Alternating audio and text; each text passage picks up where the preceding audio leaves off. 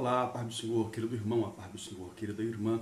Trago-vos uma palavra de fé, ânimo, vigor e esperança para este momento, que traz como tema Vivendo com Propósitos, e como texto base, 1 Coríntios, capítulo 15, versículo 19, que nos fala o seguinte: se esperamos em Cristo, só nesta vida, somos os mais miseráveis de todos os homens. O versículo lido, escrito pelo apóstolo aos gentios, Paulo, é uma séria advertência aos crentes de Corinto que, iludidos pela filosofia grega, estavam descrendo da ressurreição. Começou-se a difundir entre os membros desta igreja que não havia ressurreição, o que demandou uma postura firme do apóstolo Paulo para combater esse desvio doutrinário. A partir do versículo 12 do capítulo 15 de 1 Coríntios, o apóstolo Paulo aguerridamente defende três tipos de ressurreição. Primeira, a ressurreição dos mortos, 1 Coríntios 15, versículo 16. Segundo, a ressurreição de Cristo, 1 Coríntios 15, versículo 20. Ele vai dizer no versículo 23 que Cristo é a primícia dos que dormem.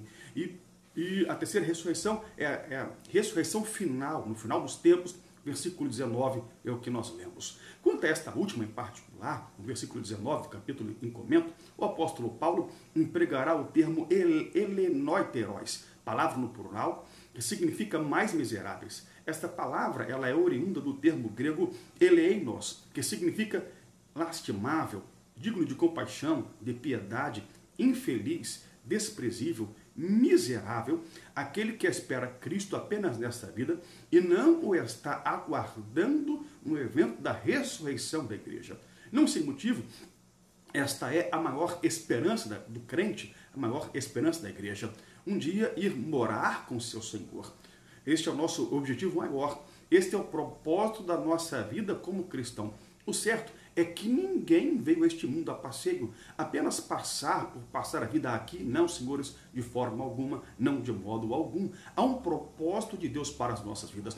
O propósito maior do cristão, como dissemos, é um dia, ao findar o labor desta vida, ir morar com Cristo nas mansões celestiais. O apóstolo Paulo tinha essa esperança quando disse aos Tessalonicenses: porque tenho por certo que se esse meu tabernáculo terrestre se desfizer, tenho de Deus um edifício não feito por mãos humanas, eterna nos céus. Mas antes disso, também há um propósito de Deus para a nossa vida aqui. O certo teólogo disse que se tirasse do crente a esperança, o propósito de um dia ir morar nos céus, então a fé não teria sentido algum. É o que o apóstolo Paulo afirma, 1 Coríntios 15, versículos 13 e 14. E se não há ressurreição, versículo 13, de mortos, também Cristo não ressurgiu, versículo 14. E se Cristo não ressuscitou, logo é vã a nossa pregação, também é vã a vossa fé. Da mesma forma, se não houver um propósito para a nossa vida aqui, esta vida perde o sentido, ela perde o valor. Esta vida aqui perde também a sua essência. Até porque o desejo de Deus é de nos abençoar aqui. Jeremias 29, versículo 11. Porque bem sei os pensamentos que tenho a vosso respeito, diz o Senhor, pensamentos de paz, não de mal, para dar o fim a que vos desejais, para dar o propósito, para dar os sonhos, para dar os anseios, para dar os anelos, aquilo que você deseja e almeja, conforme a sua soberana e soberana vontade, a vontade suprema do nosso Deus. Ainda que as lutas tenham te cercado aqui, mas ainda que as lutas tenham te cercado de forma tal, mas ainda assim, como surgiram na tua vida, o meu Deus as fará sumir da tua vida, desaparecer da sua vida. Isto é fé, isto é esperança, isto é propósito. O propósito de Deus é de te abençoar. O propósito de Deus é de prosperar a tua vida em todas as áreas da tua vida, em todos os sentidos da tua vida. Esse é o propósito do nosso Deus. Não sem motivo, o salmista fala no versículo 5 do Salmo 30, que o choro dura uma só noite. A luta, a provação, ela teve dia para começar, mas ela também tem dia e hora para terminar.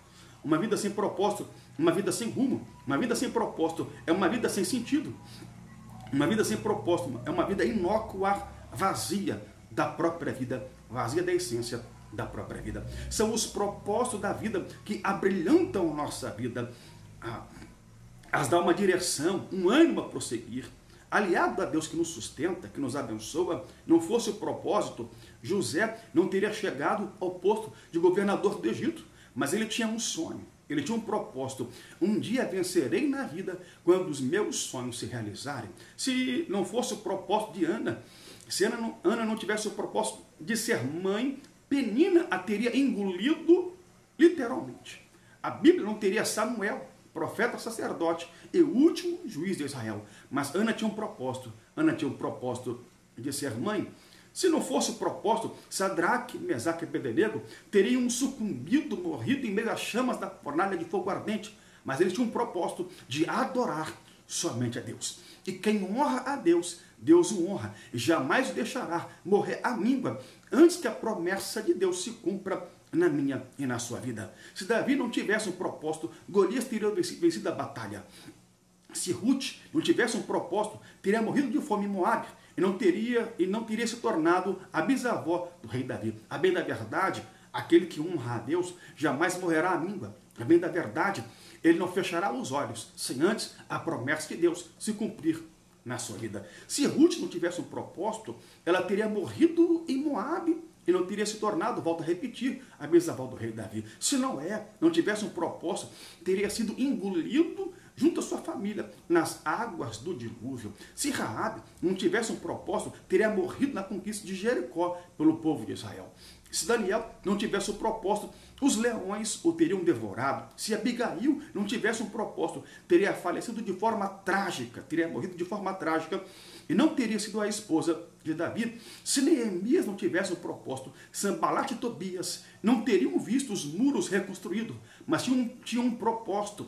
E se você permanecer no propósito de adorar a Deus, quem não creu e não acreditou, Deus iria te exaltar, verá Deus reconstruindo a tua vida e a tornando uma vida de propósito, uma vida próspera para a glória de Jesus. Se Esther não tivesse um propósito, não teria se transformado em rainha do Império Persa. Se Jesus não tivesse o propósito de morrer no meu e no seu lugar, estaríamos mortos ainda em nossos pecados e ofensas. São os nossos propósitos, aliados a Deus, sempre à nossa frente, que nos faz enxergar. Vamos atravessar este mar e do lado de lá cantaremos o hino da vitória. Deixa Deus ampliar os teus horizontes. Mantenha firme o propósito de vencer e Deus te prosperará. Não perca o propósito. Não deixe jamais que as lutas venham apagar a tua fé, a tua esperança, os teus propósitos de um dia ser próspero em Deus. É aquele que mantém firme o propósito de estar com Deus e honra a Deus. No final, Deus o honrará. No final, Deus o abençoará. Tem uma vida de propósito, uma semana abençoada para a glória de Jesus.